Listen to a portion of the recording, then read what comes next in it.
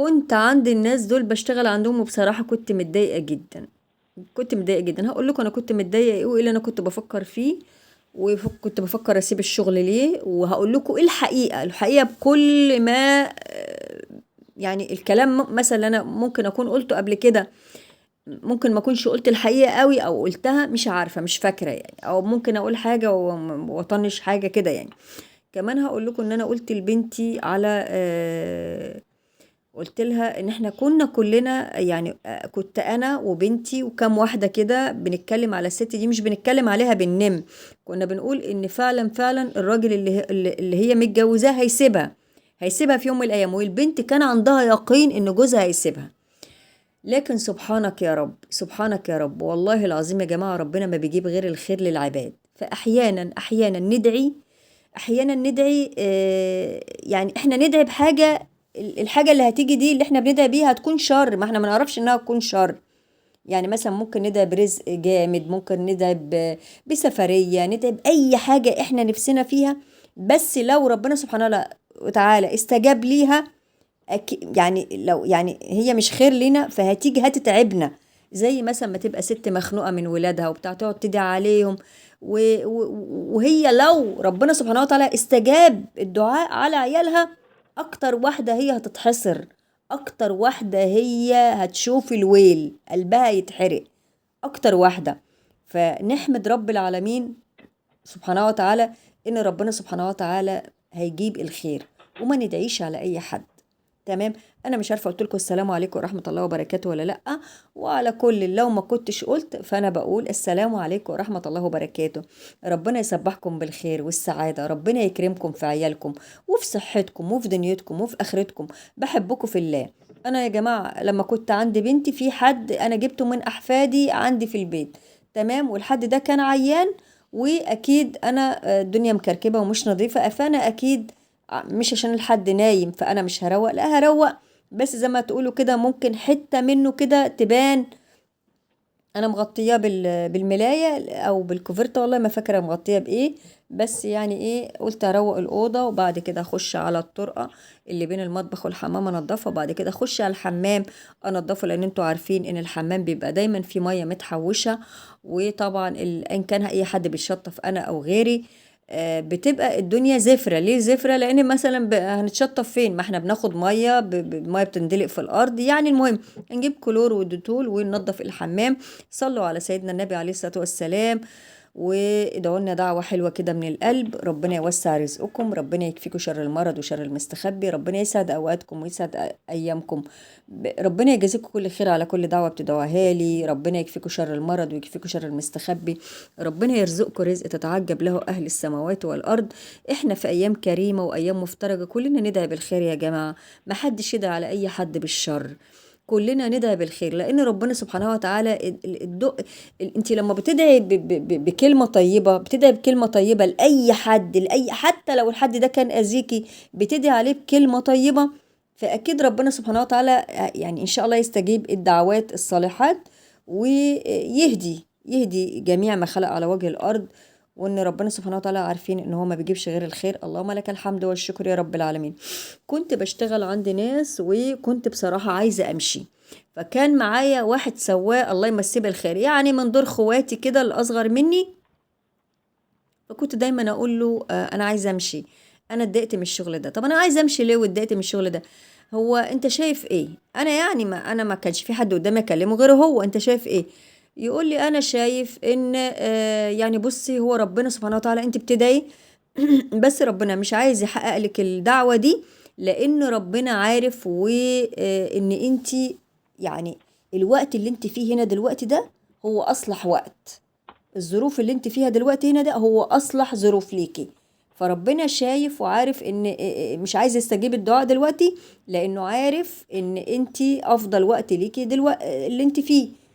طب انا كنت عايزه اسيب الشغل ليه؟ كنت عايزه اسيب الشغل لاني انا، وهقول لكم الحقيقه طبعا، كنت عايزه اسيب الشغل لأن المرتب كان قليل. طيب والشغل كان ما كانش كتير، يعني الشغل يعني احقاقا للحق الشغل فعلا ما كانش كتير. ولكن انا الناس طبعا الكبار اللي هم سنهم يعدي ال70 سنه، دايما بيبقى مش عندهم زهايمر ولا حاجة، بس هم بيبقوا لما بتيجي تكلمهم في 1000 جنيه، في مبلغ ايه بتاع، بيتهيألهم هم لسه برضو جزء من فكر زمان في دماغهم، ان الجنيه ولا ال100 جنيه ولا ال1000 جنيه يجيبوا بيت، يجيبوا شقة، يجيبوا عمارة. هم في جزء كده في دماغهم متخيلينه. فانت استحالة هتغيري فيهم حاجة. انت اللي هتغيريه ان انت تسيبي دول وتروحي عند حد تاني يكون مناسب لسنك، يبقى فاهمك وانت فاهماه. وده في الشغل برضو ده شيء طبيعي جدا. لكن ما تجيبيش سن 70 و80 سنة وتقنعيهم ان كيلو اللحمة داخله في 500 جنيه. هيقولك مش لازم تاكلي لحمة، معقولة اللحمة ب 500 جنيه؟ اهو بقى مصدق بس مش عايز يصدق يعني. فالمهم الصراحة زي ما بقول لكم ما كانش الشغل متعب لكن انا كنت عايزه امشي لما مرتب كان يعني ضئيل جدا. وفعلا لما ربنا سبحانه وتعالى جه الاوان ان انا اسيبه سبته. فكل حاجه بايد ربنا سبحانه وتعالى. تمام. عايزه اقول لكم بقى، وانا عندي بنتي لما بحكي لها ما كانتش تعرف القصه اللي انا حكيت لكم عليها قبل كده. قلت لكم ان البنت دي كان جوزها كان الراجل متجوز وكان بيحب يتجوز كتير. بس هنا القصه مش ان هو بيحب يتجوز كتير، مش دي القصه خالص. انا بقول لكم شوفوا جمال ربنا، شوفوا قدرة ربنا، شوفوا الخير اللي رب العالمين يبعته. شوفوا لما الست دي تفكر وتفضل تنهار كل شوية وتعيط وتقول لك هيسيبني، وكل اللي حواليه يقولوا لها هيسيبك، هيسيبك. وانا اقول لها يا بنتي، يا بنتي طب ما يسيبك، يا بنتي هو انت هبله؟ هو استغفر الله العظيم يا راني، هو انت متجوزاه ده ايه؟ ما فيش غيره على وجه الارض يعني، عادي جدا. ربنا سبحانه وتعالى مقدر لك انت تقعدي معاه سنه 2 3. خليه ان هو لعبي، خليه ان هو كذاب، خليه ان هو كل شويه يتجوز. انا دلوقتي انا شايفه انا كنصره الست البسيطه دي، العامله البسيطه اللي هي اقل بني ادم على وجه الارض ثقافه وعلما وكل شيء. انا شايفه ان ده الوقت يعني ان انت ما تفكريش اول هام. اي ست يا جماعه، اي ست، والله العظيم يا جماعه بحذر كل ست واي ست على وجه الارض، ما تفتش في تليفون جوزها. ارجوكم الله يرضى عليكم. ممكن تكون في واحده بتكلمه، ممكن يكون في تسجيل على التليفون، ممكن ما تخربيش بيتك طول ما انت ما تفتحيش باب للشيطان. كلي واشربي وربي عيالك واقفلي بابك عليك وما تسمعيش كلام اي حد وعيشي. ولما ربنا سبحانه وتعالى آه يعني خلاص حياتك انتهت معاه، اكيد ربنا يفتح لك 1000 باب وباب. والله يا جماعة وحياة ربنا انا كنت في يوم من الايام صغيرة. ايوه طبعا كنت صغيرة، وانا اتولدت شحطة كده. في يوم من الايام انا كنت صغيرة وكان تفكيري يختلف، وكان ما اعرفش حاجة، ما افهمش حاجة. يا جماعة ده انا عمري 35 سنة والله العظيم، عمري 35 سنة. كل اللي في دماغي ان انا ربنا خلقني عشان اكل واشرب واتجوز. خيابة، خيابة بجد والله العظيم هطل.